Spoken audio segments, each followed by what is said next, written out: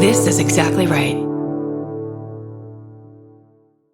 Get into the Hyundai Getaway Sales Event and get away with a deal so right, it almost feels wrong. Right now, you can get great deals on Hyundai's most popular models, including the adventure-ready SUVs like the Hyundai Santa Fe or Santa Fe Hybrid and the Tucson or Tucson Hybrid. Plus, there's the bold and stylish Elantra loaded with the latest tech. Or go all-electric with the Ioniq 5 or the Ioniq 9. So get down to your local Hyundai dealer and get away with a deal you'll love during the Hyundai Getaway Sales Event. Visit HyundaiUSA.com for details. Goodbye. This episode is supported by FX's The Shards, a seductive drama from executive producer Ryan Murphy. Set in 1980s Los Angeles, the series follows a group of glamorous, deeply entangled high school seniors drawn into a life of wealth, beauty, parties, and excess. At its center is Brett, whose reality begins to unravel when the arrival of a new student coincides with a series of mysterious murders. FX's The Shards, now streaming on Hulu. Goodbye.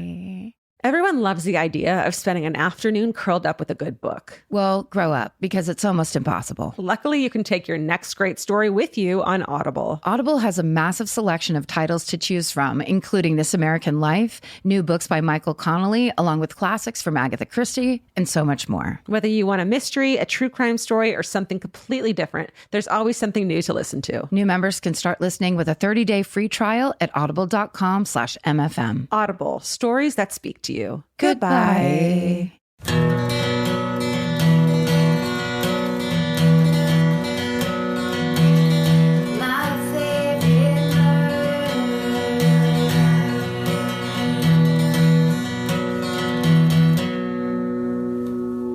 Hello. And welcome to my favorite murder. 2025. It's 2025. That's your daughter, sir. That's Karen Kilgariff. 2025. It's 2025. Is that a good number? Is that a lucky number? How do we feel Yes. about that? Okay. Oh, the numerologists love 2025. Do they? Uh-huh. Okay. Yes, because if you add all of that up, it goes to 9. And 9 is the power number for girls that wear black nail polish, for girls that wear glasses, for girls that like books. Crystals? Do we have a lot of crystals going on? A lot of crystals. 9 is the number of crystals. Okay. And you should have 9 crystals on your windowsill. Oh, shit. Mm-hmm. Okay, I'll get on that. We're recording this before the new year, so I can get on that and do it. Yeah, that was all acting. All that Happy New Year stuff. It's just... We're tricking you. We're here to trick you. Showbiz, baby. Yeah. Get used to it. Drink your tiny Coke and... Can't I have a tiny sip every time we're supposed to be talking? Well, I've had a fucking energy drink that hasn't hit me yet, so... You better chug that thing. Is it a Celsius? No, it's just like one of those shots. Celsius. Oh. Please put your finger up like this when it hits. Not the like good kind of like medicinal, fuck you up, takes years off your life kind. And I love those. It's like one of the like juices with caffeine. Oh. Your face. I mean, I just immediately, when you're like the kind that fucks you up, it just reminds me of buying those big black pills on the counter at 7-Eleven. Remember those like last minute impulse buys? They call them trucker speed, right? Yeah. Trucker speed, but like, who knows? It looked like it was made of ashes, like old charcoal briquettes. And they're like, yeah, you'll totally get a bunch of energy from this. And no-dos. Remember crushing up. Don't do that, everyone. Listen, we're from the 90s. We're allowed to crush pills up and snort them. We've done that. We did it for you. It burns. Don't do it. Yeah. If you're a youngster that has a real problem with millennials and Gen Xers, then heed this advice. Yeah. Stay away from that shit. Just stick to your yerba mate.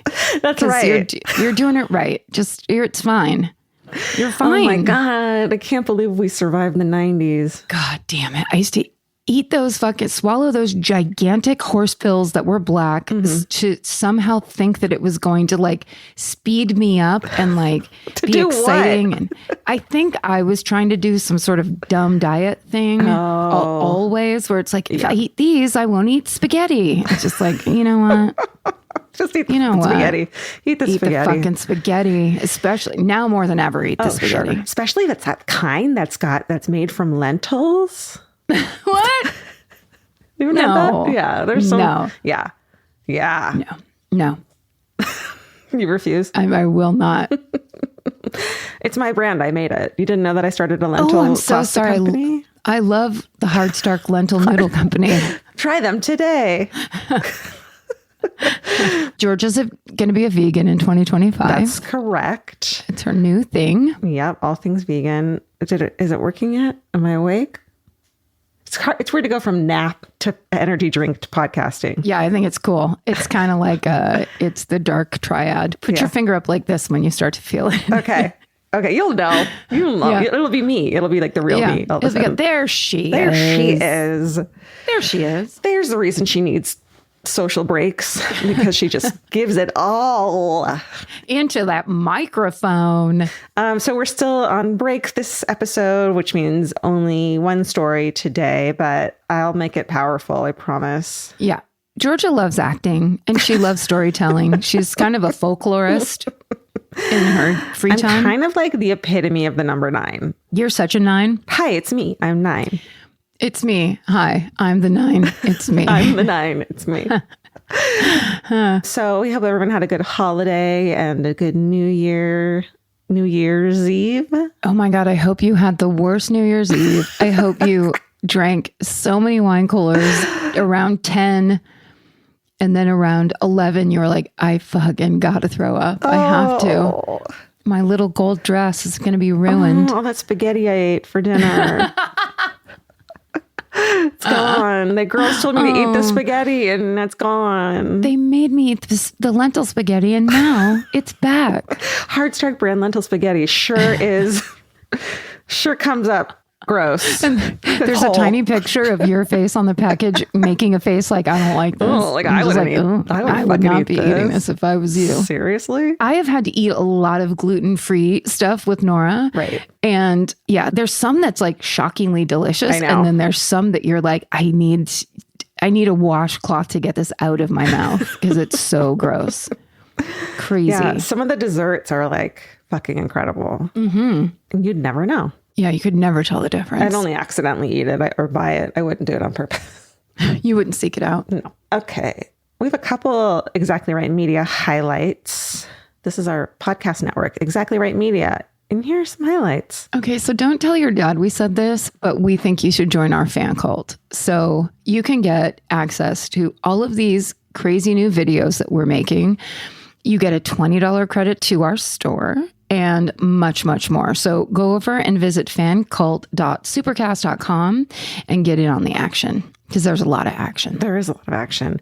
And if you have a moment, please go follow us on social media. Our handle is at Exactly Right on all platforms, and you can get updates on all of our podcasts, including I Said No Gifts and Ghosted by Roz Hernandez. And if you would like to prove you love our podcasts, make it your New Year's resolution to rate, review, and follow us and them and everything Exactly Right wherever you like to listen. Yeah, next time you're like in a waiting room and you're like, I don't know, I'm so sick of Instagram or whatever, just go to your podcast app and give that little heart a tap on your favorite podcast because it really does make a difference. It makes a huge difference. And then just go through and kind of like, you might want to delete some pics in your phone. Let's clean that phone up.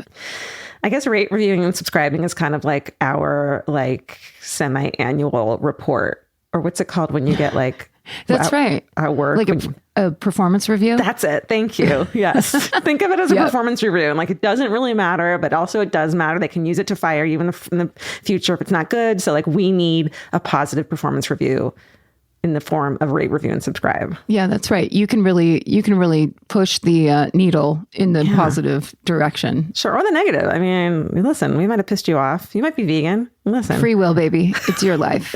Do what you want. You know, we don't boss in that way, but we do suggest strongly with a kind of mean look in our eye. That's right. With a fist raised. Rate, review, and subscribe. Summer means a whole new world for your feet. They're walking more, sweating more, and going barefoot all day long. For summer feet that need real comfort, there's Bombas. Bombas has a whole line of sport-specific socks for golf, yoga, the gym, and every kind of runner. They also make soft, supportive compression socks that are especially great for summer travel. Bombas sandals and slides are made from super lightweight, cushy, waterproof EVA foam, so they feel incredibly comfortable. And the best part? For every item you buy, Bombas donates an essential clothing item to someone facing housing insecurity with over 200 million donations and counting. I wore my Bombas compression socks on the plane ride to and from Italy. And listen, I'm a girl of a certain age at this point. It needs to be done. And I felt so comfy and so secure with my cute little Bombas socks. So head over to bombas.com/MFM and use code MFM for 20% off your first purchase. That's BOMBAS.com/MFM, code MFM at checkout. Goodbye. This podcast is brought to you by Squarespace. Every successful small business starts with someone saying, I wonder if people would actually buy this. Squarespace gives you everything you need to find out. From consultations to events and experiences, you can showcase your skills with a customizable website designed to attract clients and grow your business. With Squarespace's collection of cutting-edge design tools, anyone can build a beautiful, professional online presence that perfectly fits their brand or business. Get paid on time with professional invoices and online payments. Plus, streamline your workflow with built-in appointment scheduling and email marketing tools. Head to squarespace.com/murder for a free trial. And when you're ready to launch, use offer code MURDER to save 10% off your first purchase of a website or domain. Goodbye. The right piece of furniture can completely change your room. And your life. It's amazing what one good couch can do for morale. And that's why there's Article. Article makes it effortless to create a stylish, long-lasting home at an unbeatable price. They take great care in curating their collection, focusing on pieces that stand the test of time. There's no filler. Every item is chosen for its craftsmanship, design, and lasting value. And with Article's 30-day satisfaction guarantee, you can shop with confidence, knowing that if you're not completely in love with your new furniture, you can easily return it. I recently needed to replace my old outdoor dining room table and chairs, so of course I went straight to Article. They have the Sarik outdoor dining set. I got it in khaki green. It's such a cute, like minty green. It looks so good in my backyard. I can't wait to have alfresco dinners all summer. You know, we can carve pumpkins on it in fall. It's so beautiful. Article knocked it out of the park once again. Article's offering our listeners $50 off your first purchase of $100 or more. To claim, visit article.com/murder, and the discount will be automatically applied at checkout. That's article.com/murder for $50 off your first purchase of $100 or more. Goodbye.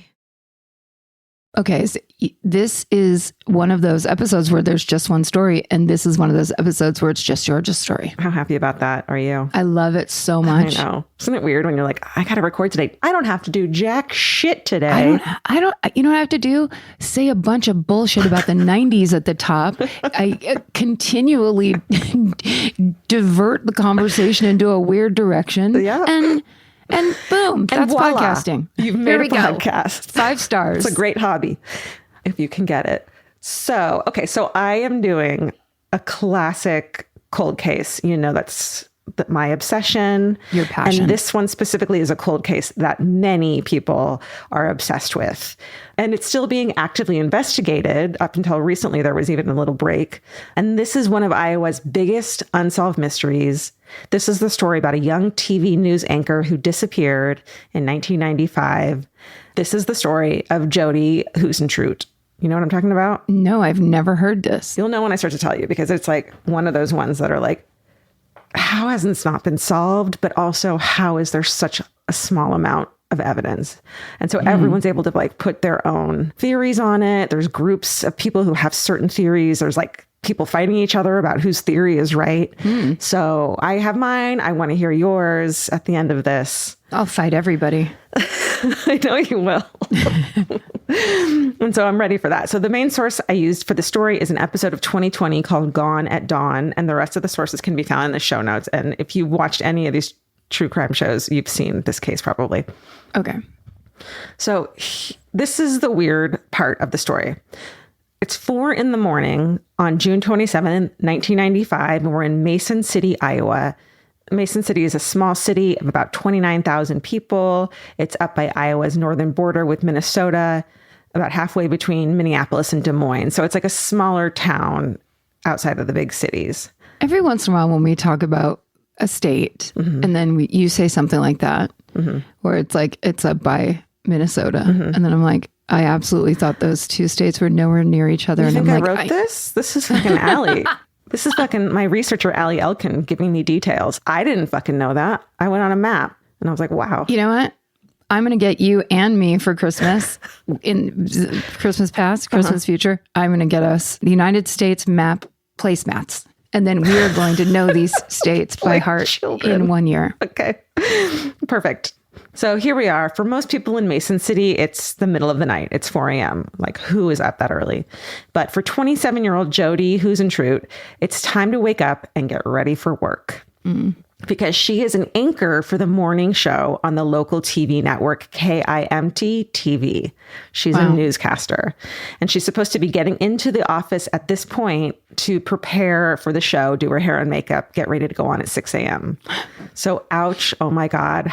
Who chooses that life? I would just be fired immediately. So difficult. Also because like then you have to go to bed at 9:30 probably. Right. And you have to make sure no one wakes you up Yeah. so that you can get your full night's sleep. Sure, there's no insomnia. You're not allowed to have insomnia, which causes my worst insomnia when I'm not allowed to have insomnia, you know? Yeah, the pressure's on. Yeah. Like go to sleep right now. Yeah. You have to be a very disciplined, like reliable, obviously, person. The one thing I do love about that though, of getting up and being that kind of morning person, first of all, it's badass. So Yes. you're really doing it and you're in it. And you have a dream and you're like doing all these. Yeah. It's this incredible dream. Living your dream. Yeah. But then you're also out with like people who deliver newspapers. Yeah. The guy that works at the donut shop. Totally. Like, a very select group of people are up in the morning when it's still dark. Yeah. And it's cool to like dip into that. But then see, this story reminds me that it's still nighttime and the creeps are still out. Like, I guess that's course. This time of night is like when people break into cars a lot.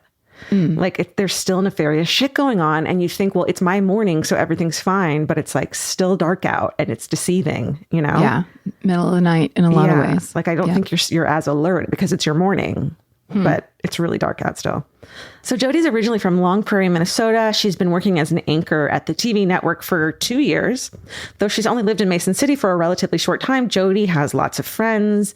She's bubbly, she's social, she's outgoing, as I think you kind of have to be a female newscaster, it seems like. Yeah, I think that would be part of your makeup. Yeah, it's like you and the head of the sales team. Like you guys are all like, Yeah. to have this personality that I've always been like, how do you do that? You know? Yeah. The outward facing kind of like, good morning, Mason City. Yeah. I made cupcakes. When did you fucking make cupcakes? I know. She's pretty much exactly what you'd imagine a young TV news anchor to be. She's got this like kind of blonde bob. She looks to me like a cross between Belinda Carlisle because she's also got the like 90s, bob, kind of big teased bob cut. She looks a little bit like Britney Spears as well.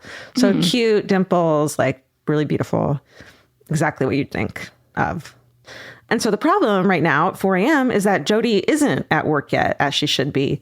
So the show's producer, a woman named Amy Coons, calls Jodi at her apartment. The two women both have to be at the studio well before fucking crack of dawn. So they have an agreement to call each other by 4 a.m. if one of them isn't at work to kind of watch each other's back and make sure no one's overslept. Nice. So here's where our story differs from every other story we tell that begins this way. Jodi actually picks up the phone. Oh. And Amy's call has woken her up when she's supposed to be at work. So Jodi asks what time it is. Amy tells her, and Jodi, scrambles. She says, I'll be right there, and hangs up. And it should take Jodi about 10 minutes to get to the studio.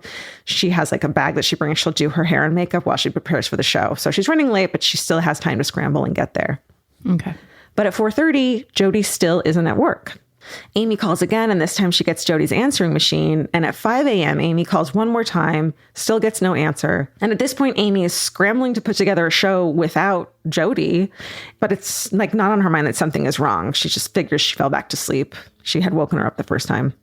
Amy winds up going on for Jodi when the morning show starts at 6 a.m. And when the news director gets into the office at 7 a.m., and the staff tells him Jodi never showed up, he immediately calls the police and asks to go check on her.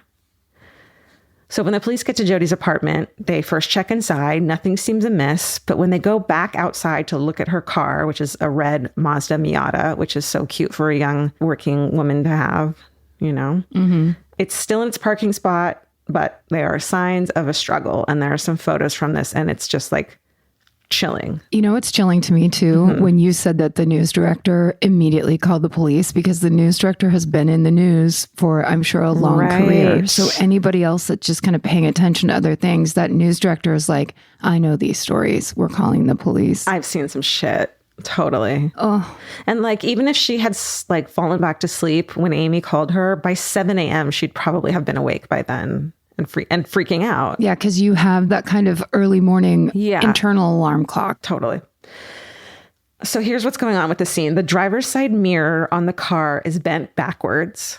Jodi's belongings are scattered on the ground. Like, there's a pair of red pumps that have essentially fallen off her feet, a pair of earrings, a can of hairspray, and her hair dryer. Remember, she probably had her like go bag with her to get ready at work. So she was probably on her way to her car to go to work to finish getting ready. And something happened outside of her car. On the ground, investigators also find the key to Jodi's car. It appears to be slightly bent. And on the ground near the car, investigators find what looks like drag marks, like these little indentations that look like someone's being dragged. And investigators also find one partial handprint on the outside of the car. And I mean, so there's a lot of scenes that you hear about that don't give any clues as to what happened, which really delays someone getting searched for. And I think that all of this evidence there is almost this lucky thing because they know immediately something's wrong. Like, I've been reading about J.C. Dugard's abduction, and it's just gone without a trace, nothing left behind. And that's just almost worse because you have nothing to go on.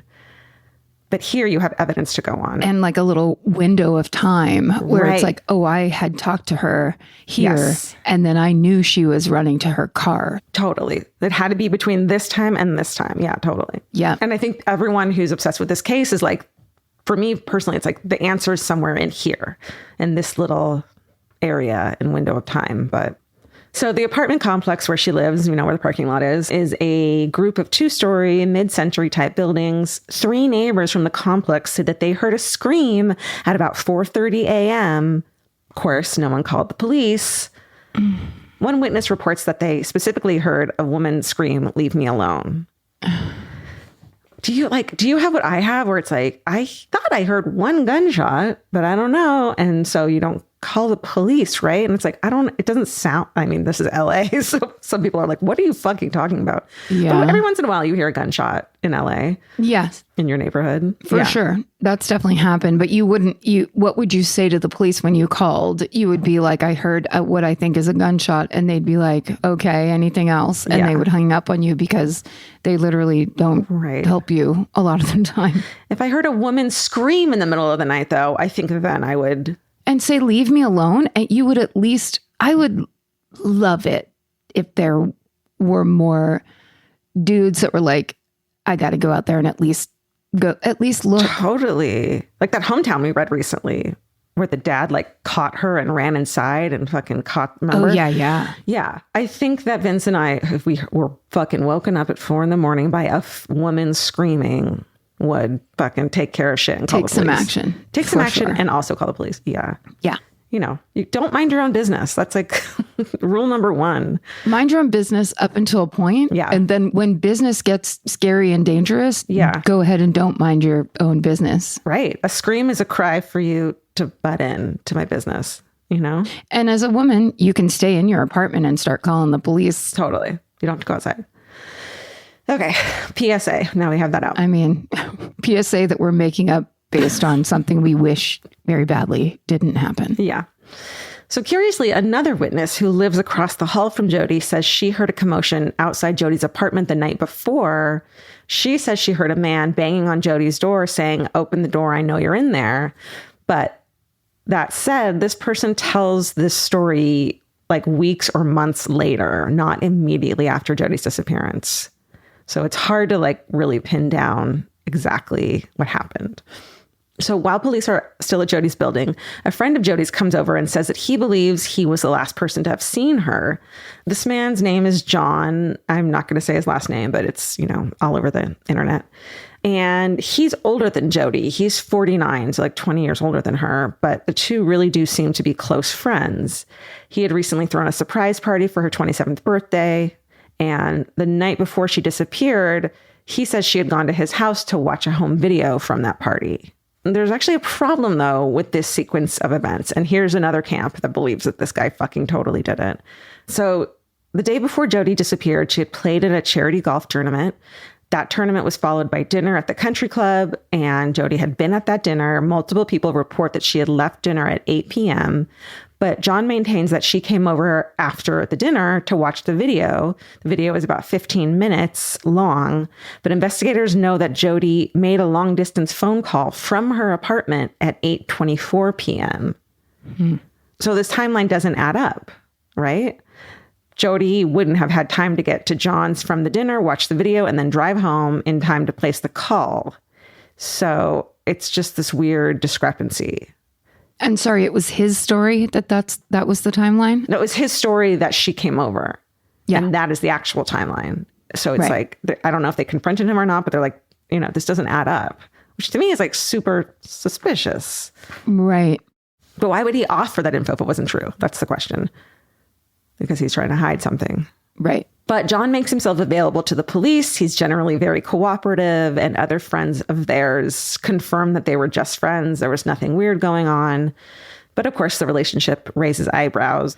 And John goes on multiple local news segments in the wake of Jodi's disappearance, talking about her, saying he had nothing to do with it. He tells police and local news media that he had been asleep when Jodi was abducted, which is understandable. It was 4 a.m. And a friend of his says that she went on a walk with him that morning from 6:30 to 8:30 a.m. Is it weird that I'm like, well, I could see them being friends if they were both in AA? Because that's like, that's the only time you meet like older people, I feel like. In AA. That's so specific. It is. You might as well say that's the only time I've ever met anybody older. Honestly, like, you've been in the program for a long time. Like, let's hang out. Yeah. Cool. Yeah. In another TV interview, John mentions that he named his boat after Jodi. It's unclear whether he did this before or after her disappearance. It's not after. That would be insane. But why before? To me, that's insane too. Like, you're naming your boat after a friend of yours? Well, I don't know. I'm just saying, which one's weirder? Yeah. I think after your friend disappeared and you're like, great, I'm going to go name a boat after her. After to me is like a tribute. Before to me is an obsession. I hear you and I raise you. After is making it about you, where it's like, because all you're doing is pointing out to other people that you named your boat after her. But someone who would kill someone and doesn't understand how things look would think that it's like a way to be like, see, I'm honoring her memory. Like, look how normal this is. Yeah. I don't think they'd understand how, and I agree, it's fucking creepy. I feel like either way, it's creepy. Yeah. What are you doing? No. When's the last time you heard someone, unless it was their child or their grandchild? Totally. I don't know. No, it's odd. It raises flags. You know what it is? I don't like if he did do it. I don't like if he didn't do it. That's how I feel about this story right now. Yeah. He's, of course, treated as a person of interest for years. He's taken 2 polygraphs, and police will not discuss whether or not he passed. He says that he did. And Jodi actually kept a journal, and she mentions him in it often. And she writes about having fun with him on a recent water skiing trip and has nothing negative to say about him. But I don't fucking tell the truth in my journal. Do you? I don't have a fucking journal. I have a once in a while journal when I feel like it. Well, I want to go find it and read it. Exactly. That's why I don't fucking tell them the truth in anything. No. But you take the time to lie. I'll write like thoughts that I have at the moment, but I won't write like details and secrets. Yeah. Okay. You're just more like recording stuff that happened. Not recording stuff that happened, just getting whatever thought is in my head out, but no details. Got it. So if you read it, it might not make any sense to you. I always felt like you were beholden to tell like deep feelings and secrets in a journal. That's why I'd always be like, I should start doing this for my mental health. And then literally 2 days later, I'd be like, just throw it over my shoulder. For me, and I'm betting for you too, growing up with a sibling means that you don't write jack shit in a fucking diary, or they're going to read it and make fun of you and hold it over your head for the rest of your life. Absolutely. Do you know that my sister, one time I wrote a letter, a boy that I went to camp with wrote me a letter when we got home. I had a huge crush on him. Then I wrote a letter back to him, and my sister went and took it out of the mailbox. Oh, wow. Because she knew it was like the wrong move. And Did actually, she start that was nice. I know. But of course, Oh. I was like, I didn't know until, and then she told me like 2 years later, she's like, you never, because I was like, oh my God, I sent in the most embarrassing letter. She goes, no, you didn't. But what if it had been like heartfelt and real? She was at That's camp. so- She knew how not real it was. Okay. Yeah. Wow. That's actually really touching. Laura was She's looking out. the She's meanest, good most looking loving out. older sister of all time. Where she was Got like, it. please stop acting like this. And I'd be like, I'm not going to. And then she'd be like, okay. You're going to have to keep following me and picking up my trash along the way. Everything's a show. Come and fix it. Buying clothes is easy. That's why everyone's always doing it. But finding clothes you actually want to wear is the hard part. Get all your favorite elevated essentials at Quince. Quince specializes in effortless, high-quality essentials like ultra-soft organic cotton and premium Mongolian cashmere sweaters. They're beautifully tailored and built to last. And it's not just apparel. Quince also brings that same everyday elevation to everything they offer, from hotel-quality bedding and bath to kitchen staples, essentials, and thoughtfully designed furniture. They work directly with ethical factories, so you're paying for quality, not brand markup. It's so true that they have wonderful items that aren't just clothes. I have like 3 of their 100% mulberry silk pillowcases. I've bought throws from there. I've bought bedding from there. And it is just as great quality as their clothes and super affordable. Upgrade your everyday. Download the Quince app for app-exclusive offers or go to quince.com/MFM. Get free shipping on your order and 365-day returns. Now available in Canada and the UK too. QUINCE.com/MFM. Goodbye. Get into the Hyundai Getaway Sales Event and get away with a deal so right it almost feels wrong. Right now, you can get great deals on Hyundai's most popular models, from hybrids to EVs and more. Score on the adventure-ready SUVs like the Hyundai Kona, Tucson, Santa Fe, or Palisade, or the bold and tech-inspired Elantra. And the most advanced and capable Sonata or Sonata Hybrid yet. Or go all electric with the Ioniq 5 or Ioniq 9. But getting away with a great deal is just the beginning, because every new Hyundai is backed by America's best warranty. Which means you can shop with confidence and drive with unrivaled peace of mind. So get down to your local Hyundai dealer and get away with a deal you'll truly love, but don't wait. The Hyundai Getaway Sales Event won't be around for long. Visit HyundaiUSA.com now for details. Goodbye. Goodbye. Grocery shopping seems like it should take 20 minutes. And then 2 hours later, you're standing at the checkout with a frozen pizza and 6 different types of chips. Lucky for you, there's Hungry Root. Hungry Root is like having your own personal shopper and nutritionist all wrapped in one. They'll take care of the weekly grocery shopping and recommend groceries and meals tailored to you. Once you tell them about your goals and preferences, they fill your cart with personalized recommendations. And those recommendations get smarter as Hungry Root learns more about what you did or didn't like. Most of Hungry Root's recipes can be made in just 15 minutes or less. You can't get any easier than one pan shakshuka. I've always said that. Yeah, I love the convenience and also the fact that I don't have to go park anywhere. Thank God Hungry Root's around to help us shop and help us build really healthy and delicious meals. For a limited time, get 40% off your first order, plus get a free item in every box for life. Go to hungryroot.com/MFM and use code MFM. That's hungryroot.com/MFM, code MFM, to get 40% off your first box and a free item of your choice for life. Goodbye. Okay, we're back in.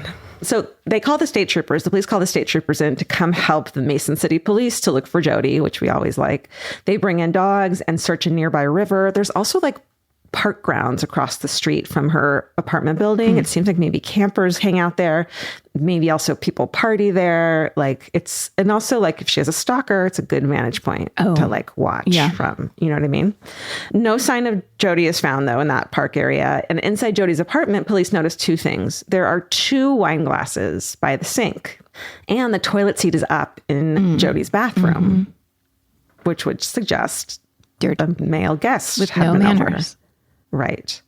This leads, of course, people to wonder if a man had been in her apartment the night before she disappeared. I've also read somewhere that there were beer bottles by the dumpster outside, as if someone was hanging out waiting around. But I can't find anything further on that.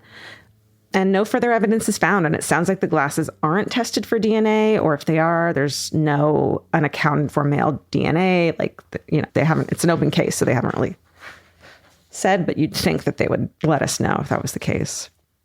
So people point out that Jodi is a local celebrity, and so that might have been a factor in her disappearance. It is a small town, and I think the newscaster is like a big deal there, right? Yeah, it would be a huge deal. Yeah. There's no fucking online influencers. There's no online. It's like, these are the celebrities. And like, it's a person you turn on your TV, you're seeing them all the time. I feel like somebody like a newscaster would be especially prone to a stalker in that way. Totally. So Mason City is very small. In other parts of the country, we would call it a town. It's not, a city.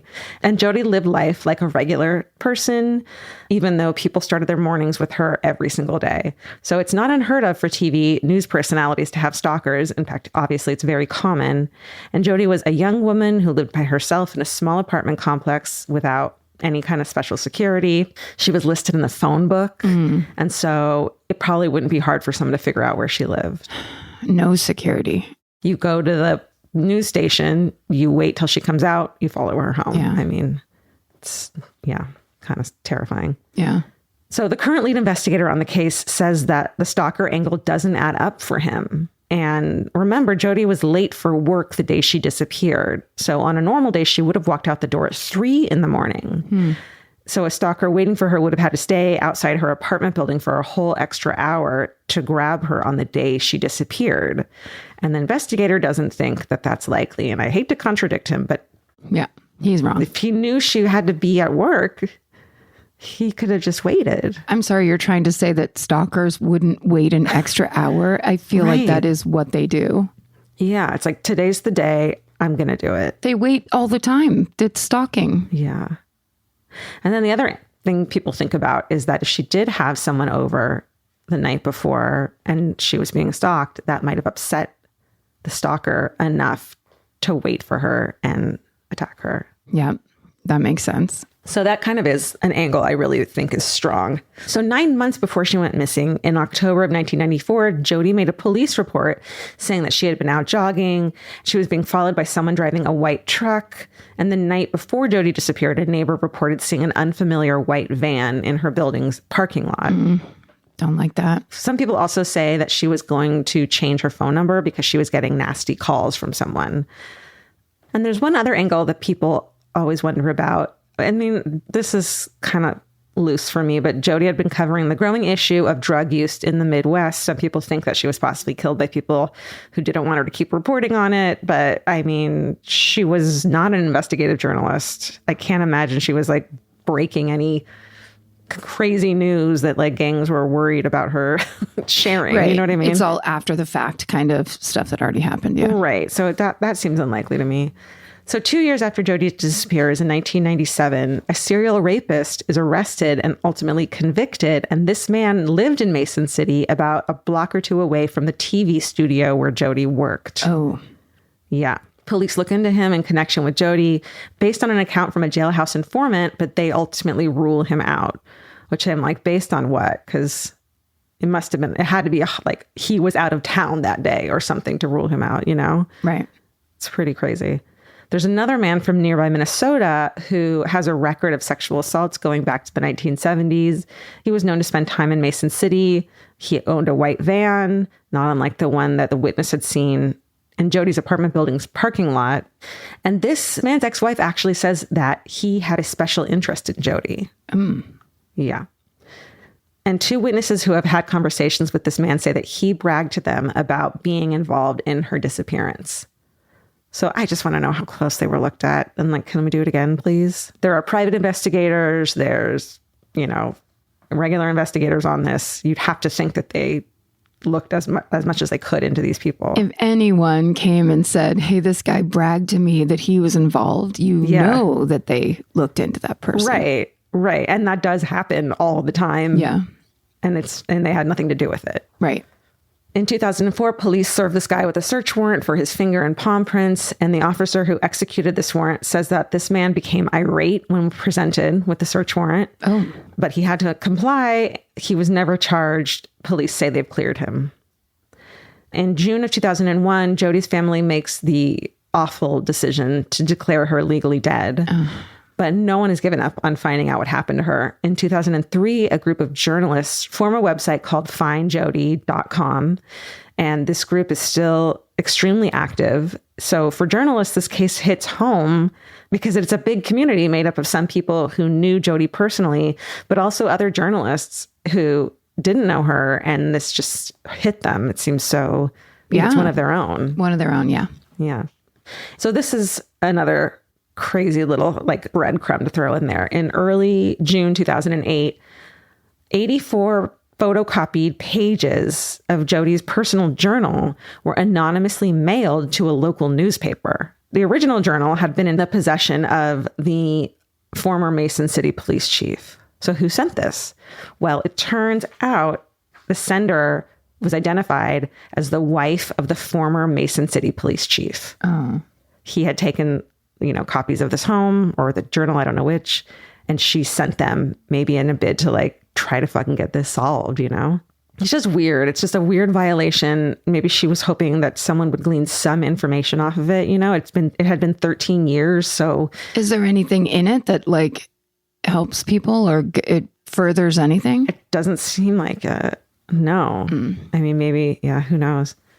It is that thing where like they keep stuff secret so that only the killer knows. But eventually, if there's no leads at all, you've got to put some information out there. Right. To try to get some leads. Right. So in 2017, John, the older friend guy who named his boat after Jodi, is subpoenaed to appear before a grand jury for a second time. Like they're on this guy. He gives finger and palm prints and a DNA sample. The results of that grand jury proceeding is sealed, but I feel like it happened in 2017. If they had anything on him, he would have been indicted by now, right? Yeah. It seems like it. Yeah. John recently gave a statement saying he has been diagnosed with Alzheimer's disease, and he has reiterated that he had nothing to do with Jodi's disappearance. Sorry. So ultimately, the reason they went to him first was just because they were close? I think he showed up that day when they were searching, when they like went to the crime scene. Oh. He kind of inserted himself, which we always in true crime, that's a red flag. But he did think he was the last person to see her the night before. Yeah. And if someone told him she might be missing, he might run over there to see what's going on. Sure. Yeah. Or he's driving by and it's his friend's apartment building and something's going on in there. Yeah. Right. So it could be totally innocent. That's why I'm not saying his last name, because who the fuck knows? Right. Right. And like, if we find out what happened and this whole time this guy's been hounded and had nothing to do with it. Which happens a lot. Yeah. When they're like, the police decide this one person is guilty and they're going to bend it all around to fit that. It's just like this sudden violent act. To me, it either seems like a stalker or a crime of opportunity. Like some nefarious person was there, maybe breaking into cars or peeping Tom. And at 4 a.m., she happens to come out. And when you first said that she screamed, "Leave me alone." Yeah. To me, I interpreted that as that she had dealt with this person before. Totally. Like, I've seen you, leave me alone, because you won't leave me alone. You won't leave me alone. Tips still come in all the time on this case. Most recently, just this past October that we just had, investigators got an anonymous tip about possible human remains on a farm in Winstead, Minnesota. And it was known that like it was about Jodi. So people were like excited that something was finally going to happen in this case. It turns out that the bones were just farm animal remains, but it did once again stir up interest in the case. The Find Jodi group still maintains billboards around Mason City asking for people to come forward with tips about this case. They get tips regularly and they run down all of them, hoping to finally solve this almost 30-year mystery. God. I know. Jodi's sister, Joanne, says, quote, "I don't like the word closure. You're not going to close something. We're always going to think about Jodi. We're always going to miss her," end quote. And that is the story of the disappearance of Jodi Huisentruit. That is so crazy. That's just one of the ones that like holds space in my mind at all times, Yeah. The drag marks. Yeah. The clarity that it was something potentially violent, dangerous, scary. Yeah. The shoes left behind. Bent key. I know.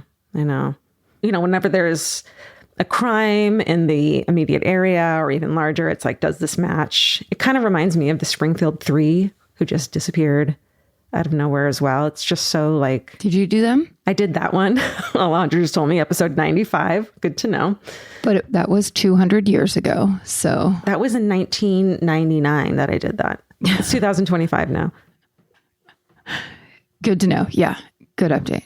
I think it's that thing of like, it's a it doesn't surprise me that there are all kinds of theories, camps, and people discussing it and fighting about it. Yeah. Because it's all to the good of let us figure this out. Right. So, again, theorizing about why people like true crime, but it's like, if we all put our brains together here on Reddit or anywhere else, can we please just get this going one step forward? Right. Because the investigators haven't been able to find anything. So like, why not have more people put their eyes on it 30 years later? It's like, and I think you're right about when you're like re-interview some of those people, or just like, is there anything that like, that much later could change or break, or, oh, this alibi actually isn't solid, or any of those things. Yeah. Like her phone records. Was there someone calling her and saying weird things? Like, yeah, it sucks that like, we have GPS tracking now, which is so great. But back then there's just like nothing to go on. Wow. That's my story. We'll go back to 2 stories very soon. I mean, here's the thing that I think about all the time in my frustration with your cold cases, because we all want a button ending, which is not how life works, and how many, many, many crimes, the majority of crimes, do not work that way. Yeah. But then there is that potential of like, and here is the break that, 30 years later, here's the headline we've been looking for. Totally. And it does fucking happen. It happens all the time, It does. So I just saw one on TikTok by a huge person on there. Her name's True Crime Mama. And she tells the story of this couple. It's the 44-year-old missing persons case of Charles and Catherine Romer. And and the guy with the sonar. Yeah, what's their name? It's a man named Jason Serrata, who has his own sonar equipment. He searched the pond directly. It's like behind this old hotel. And then you can see where the driveway basically goes down. So if they drove and like, for whatever reason, just drove into that in this big old Cadillac and it sank, like you can just kind of see of like, oh my God, if it was like the middle of the night. Yeah, no lights. Something happened. They were drunk or something. And then just and that's that. If no one witnessed it, they wouldn't know. Totally. Yeah, those cases just give me the chills. And I think there's probably so many missing person cases that can be attributed to that. And there are like a lot more companies and people now who are taking that seriously. The town doesn't have the money to use that equipment on the lakes, but these individuals are, and I think that's amazing. Yeah. Well, amazing job.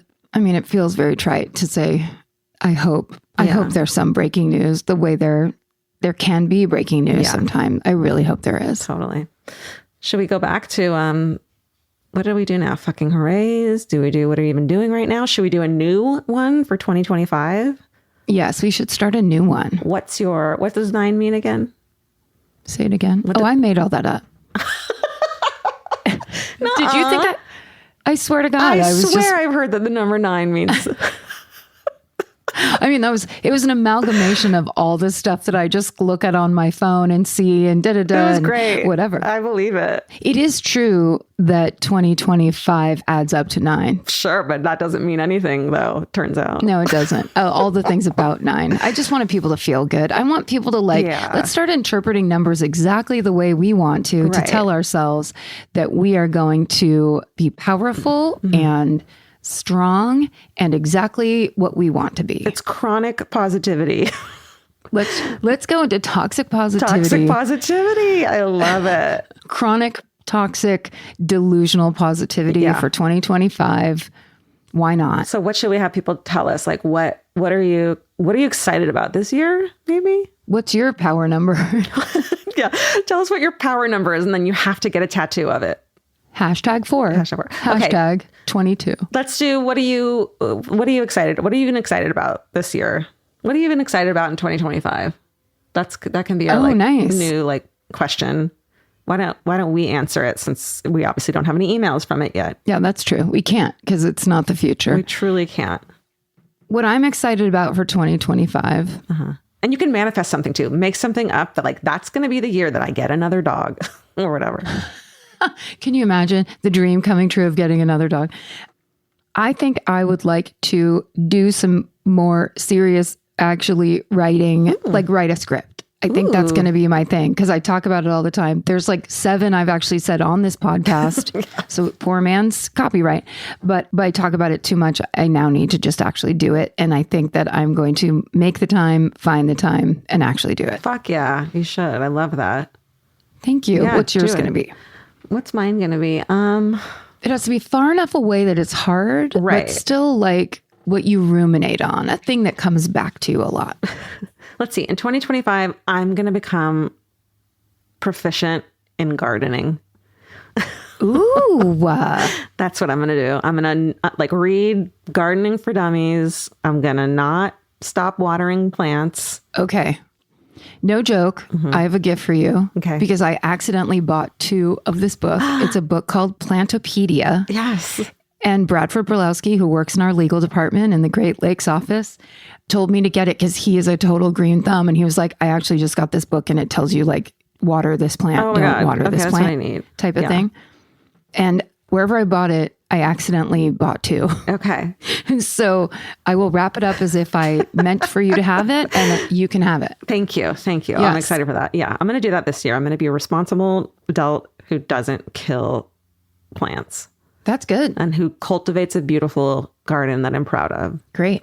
What are you even going to do in 2025? Let us know. What do in you comments. plan to do? Oh, you're trying to make it sound like the other one? Yeah. What are you even planning to do in 2025? Yeah. Let us know in the comments of all our places. Yeah. We'll power number this into existence. Yeah. And until then, stay sexy. And don't get murdered. Goodbye. Elvis, do you want a cookie?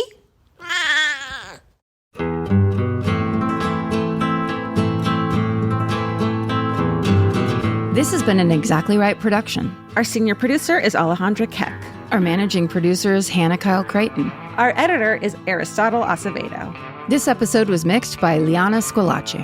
Our researchers are Maren McClashin and Allie Elkin. Email your hometowns to myfavoritemurder@gmail.com. Follow the show on Instagram and Facebook at My Favorite Murder. Goodbye.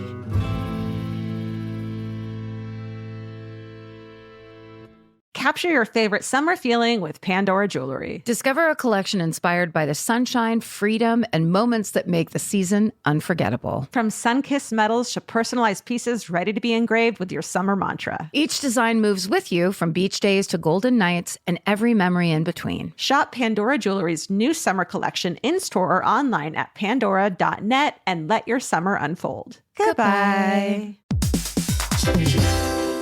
Hey everybody, here's the thing about other home security systems. They're all designed for after the window breaks, after someone's inside, after you get the notification, after the police come. SimpliSafe is the first system designed for before, stopping a break-in before it even begins. That's right. Unlike traditional security systems that only alert you after a break-in is already underway, SimpliSafe is designed to help prevent the crime before it starts. Their cameras can detect suspicious activity at the perimeter and alert live U.S.-based agents. Then SimpliSafe's agents assess the threat, intervene, speak through the camera to scare off the intruders, and call for 911 dispatch. That's right, and SimpliSafe has been protecting your world for 20 years, everybody. So celebrate their anniversary and save 60% on your new SimpliSafe system at simplisafe.com/stuff. That's 60% off, you guys, at simplisafe.com/stuff. Plus, when you order, write in our show name and the How Did You Hear About Us survey to let them know that we sent you.